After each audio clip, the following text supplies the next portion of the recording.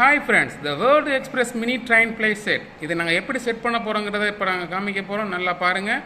இந்த ப்ளே வாங்குறதுக்கு இது வந்து ஆன்லைன்லேயும் கிடைக்கும். நாங்கள் இங்கே ஒரு டாய் ஷாப்பில் வாங்கினோம். இதோடைய விலை வந்து 120 ரூபா தான். இதை நாங்கள் எப்படி செட் பண்ணுறோங்கிறத மட்டும் பாருங்கள். ஓகே,